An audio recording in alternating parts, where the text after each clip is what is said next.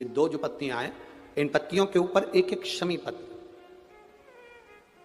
और लाल चंदन ये रखकर कितना भी रोगीला व्यक्ति हो, रोग से ग्रसित व्यक्ति हो, जिंदगी में कितना ही दुख पड़ रहा हो, बेलपत्र की ये दोनों पत्ती जिसके ऊपर शमी पत्र रखकर लाल चंदन रखकर श्री हनुमान जी महाराज और हनुमान जी महाराज के तीसरे नंबर के भाई श्री गतिमान जी नीचे के क्रम में आते हैं श्री गतिमान जी। उन गतिमान जी और हनुमान जी का नाम लेकर जो शिवलिंग के ऊपर समर्पित कर देता है, रोग का निवारण होता ही।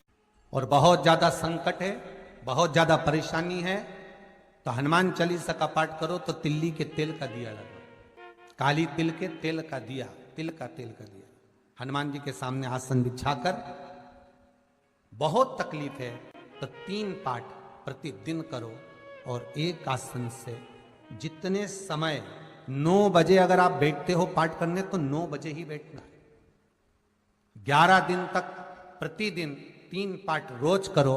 एक पानी का लोटा, कलश, तांबे का जल अर्थात तांबे का लोटा हो, स्टील का लोटा हो, तुम्हारे पास जो कलश हो उसमें जल भरकर एक सिक्का उसमें पटक कर, एक लौंग पटक कर प्लेट से ढक कर रख दो और प्रतिदिन बस टाइम पर बैठकर पाठ करो। 11 दिन पूर्ण होंगे, जिस कामना से आपने पाठ करा है बस वो सिक्का, वो लौंग कलश में से निकाल लो, जल का आचमन करो और जिस काम के लिए करा है वो जल उस प्रयोग में ले लो। उस प्रयोग, किसी से बात करने जाना है तो वो जल पी कर जाइए, कोई से हाथ मिलाना है तो वो सिक्का, वो लौंग अपने हाथ में रखिए, अपने साथ रखिए। कई लोग कहते हैं हम तो बहुत दिनों से हनुमान चालीसा पढ़ रहे हैं, हम बहुत समय से राम रक्षा स्तोत्र का पाठ कर रहे हैं, हम बहुत समय से ये कर, अरे तो उसको नियम से तो करो। हनुमान चालीसा का प्रागट्य केवल एक दिल से की गई स्तुति, हनुमान जी महाराज की स्तुति, राम जी महाराज की स्तुति तुलसीदास जी ने केवल दिल से करी थी, केवल मन से।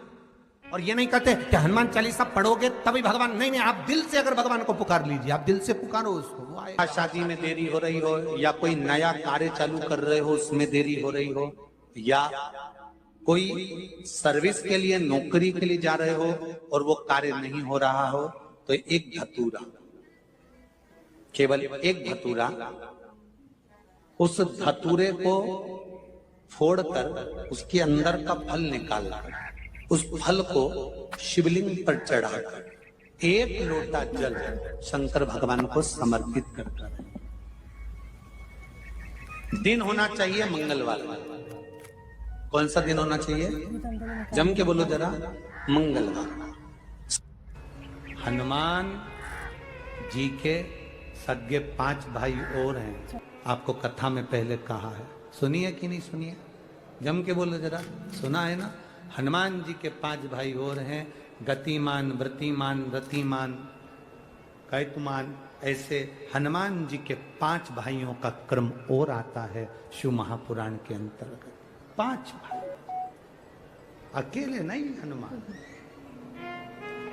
हमने गतिमान का तो वर्णन आपको पहले भी करा है कि हनुमान जी के चरण के सिंदूर से जिस फैक्ट्री को, जिस गाड़ी को, जिस लोहे का जो कारखाना हो जो नहीं चल रहा हो, गाड़ी बार बार खराब हो रही हो और बार बार एक्सीडेंट हो रहे हो, बार बार तकलीफ भोग रहे हो, तो श्री हनुमान जी के भाई गतिमान का नाम लेकर स्वस्तिक बनाने का बोला था। याद है किसी को? जिसको याद है हाथ उठाओ। याद है आप लोगों को? रखिए रखिए। गतिमान हनुमान जी के भाई हैं, तुम चिंता ना करो। और समय आया और उस समय के अंतर्गत मां के सुंदर आनंद से पवन तनय संकट हरन मंगल मूर्ति रूप राम लखन सीता सहित हृदय बसौ सुरभूप। शिव के एक अंश मात्र, शंकर का एक स्वरूप माता अंजना के गर्भ में पहुंच गए।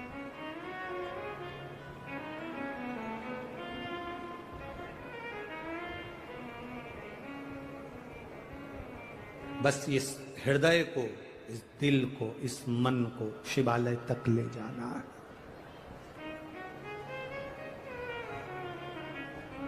और जब ये मन, जब ये चित्त शिवालय तक पहुंच जाए तो समझ लो कि तुम्हारी जिंदगी की सार्थकता हो गई।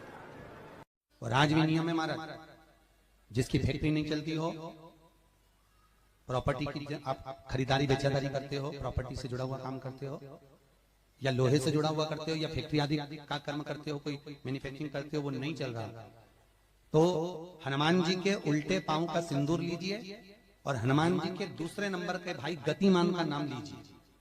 किसका नाम लेना है? गतिमान। गतिमान का नाम लेकर फैक्ट्री के बाहर या फैक्ट्री पर एक स्वस्तिक का निर्माण कर दीजिए, हनुमान जी के उल्टे पांव के सिंदूर और गतिमान का नाम लेकर। कभी आपकी फैक्ट्री कोई काम नहीं निकालेगी, उन्नति की ओर ही लेकर जाएगी, कभी घाटे की ओर नहीं जाएगी। गतिमान, रतिमान, केतुमान, मतिमान, ये जितने भी नाम है हनुमान जी के भाइयों के, ये सब कल्याण करते हैं। एक एक नाम कल्याण करते हमारे, एक महाराज। वो जिन बच्चों को निमोनिया हो जाता है ना, वो सर्दी का कोटा रहता है, बहुत सर्दी बच्चों को बनी रहती है, तो हर दिन 5-10 दिन में वापस दौड़ के डॉक्टर के पास लेके जाओ, फिर डॉक्टर के पास ले। वैसे तो डॉक्टर के पास बच्चे आजकल के जमाने के जाते ही जाते हैं, हर 15 दिन 20 दिन में। तो इसके पीछे वो चले जाए। एक हास्य व्यंग में हमसे पूछा किसी ने, महाराज जी आज के बच्चे बार बार हॉस्पिटल डॉक्टर के क्यों जाते हैं? तो हमने कहा देखो भैया, बच्चा जहाँ जन्म लेता है उनसे उनसे प्रेम ज्यादा होता है। पहले नानी के घर में पैदा होता था, इसलिए नानी के घर ज्यादा जाता था। दादी के घर में ज्यादा पैदा होता था, इसलिए दादी के घर ज्यादा जाता था। आज के बच्चे हॉस्पिटल में ज्यादा पैदा होते हैं, इसलिए हॉस्पिटल ज्यादा घूमने जाते हैं। ये हास्य। पर यदि बच्चे को सर्दी ज्यादा होती है, निमोनिया ज्यादा होता हो, ठंडा का कोटा ज्यादा रहता हो, तो पीपल के 5 पत्ते महाराज उस पर घृत लगाकर हनुमान जी के तीसरे नंबर के भाई व्रतिमान का नाम लेकर, व्रतिमान का नाम लेकर बच्चे की छाती पर एक वस्त्र से उसको बांध दीजिए, रात्रि भर बंधे रहने दीजिए महाराज। और बांधना कौन से दिन है? द्वादशी तिथि को, बस एक बार बांधना, उसके बाद सर्दी का कोटा नहीं रहता, बच्चा स्वस्थ अपने आने में। हनुमान जी महाराज के जितने भी भाई हैं सबका सुंदरकांड का पाठ घर में करवा रहे हैं, और पंडित जी को फोन लगा कर कह रहे हैं सबको मजा आना चाहिए। अब तुम पाठ करा रहे हो कि अब हम बोले व्यासपीठ से अच्छा थोड़ी ना लगेगा।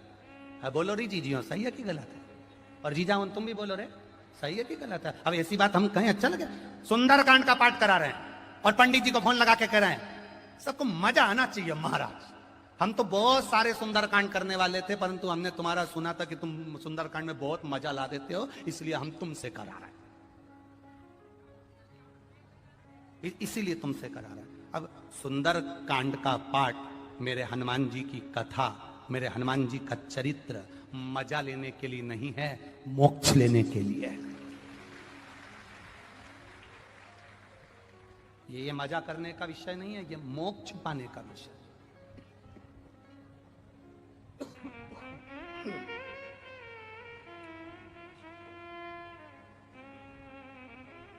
जितने लोग सुंदरकांड में आकर बैठते हैं उन्हें चौपाई से कोई मतलब नहीं होता, उन्हें तो बस महाराज ने भजन गाया और इन्होंने नाचना प्रारंभ करा।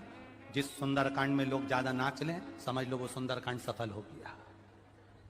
नहीं, शिव महापुराण की कथा कहती है भगवान शंकर का एक अंश अवतार है मेरे श्री हनुमान जी महाराज। जब आप हनुमान जी के नाम का उच्चारण करें, जब आप हनुमान जी के नाम की भक्ति करें, तब जैसे हनुमान के हृदय में राम निरंतर दौड़ते रहते हैं, उस समय पर आपके भीतर राम नाम दौड़ना चाहिए, तो समझो कि हनुमान की भक्ति प्राप्त हो, तो समझो कि हनुमान जी की भक्ति प्राप्त हो। एंजॉय के लिए नहीं, मजे के लिए नहीं, भक्ति के लिए। कल आपको कथा में कहा था भीड़ बढ़ाने के लिए शिव पुराण में मत आना, कल भी कथा में कहा था और आज भी कराएं। भीड़ बढ़ाने के लिए शिव महापुराण में आने की जरूरत नहीं है। जिसको भीड़ बढ़ाने का शौक हो वहां चले जाओ। भीड़ बढ़ाने के लिए कभी शिव पुराण में मत आना, शिव पुराण में आओ तो भक्ति बढ़ाने के लिए आना कि मुझे शंकर का गुणगान करना है, मुझे भजन करना है, मुझे एक लोटा जल देवादिदेव महादेव को चढ़ाना है, मुझे शिव तत्व को प्राप्त करना है, मुझे शंकर का गुणगान करना है। मैं शिव पुराण से सीख कर जाऊंगी तो एकांतेश्वर महादेव को अगर कुछ नहीं चढ़ाऊंगी, 5 पेड़ की पत्ती तोड़कर चढ़ा दूंगी तो मेरा एकांतेश्वर राजी हो जाएगा। यह सीखना है हम। और मेरा विश्वास कहता है जितने लोग आस्था चैनल पर कथा सुन रहे हैं, जितने फेसबुक यूट्यूब पर कथा सुन रहे हैं, और जितने छत्तीसगढ़ की इस भिलाई की, इस पाटनगर की पावन भूमि पर कथा सुन रहे हैं, ये मेरा विश्वास कहता है, जिन्होंने एकांतेश्वर महादेव की कथा को सुना है, कभी एकांत में शिवलिंग मिल गया ना, तो ये मेरा विश्वास कहता है कि वो पेड़ की पत्ती तोड़कर जरूर चढ़ा कर आएगा, क्योंकि एकांतेश्वर से मुलाकात होगी। कथा में जाओ तो कुछ सीख कर जाओ, कुछ प्राप्त कर कर जाओ। तो मालूम पड़ा कथा में से गए और जैसे कि जैसे ही पहुंच गए लंका में गए, चारों तरफ उन्होंने लंका में देखा, जहां देखो वहां सुर नजर आ रहे थे, जहां देखो वहां राक्षस नजर